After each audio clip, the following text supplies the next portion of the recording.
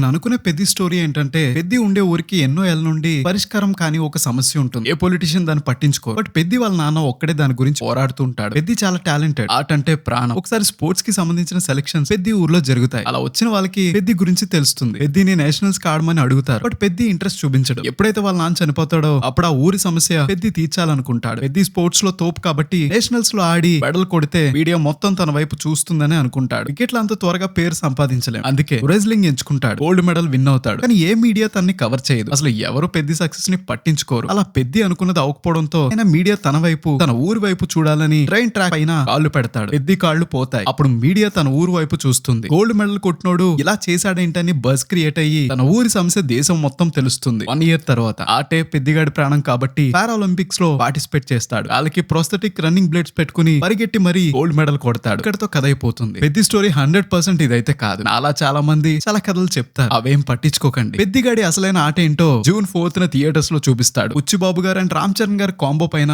చాలా ఎక్స్పెక్టేషన్స్ ఉన్నాయి. పెద్ద ఇండియాలోనే పెద్ద హిట్ అవ్వాలని కోరుకుంటున్నా.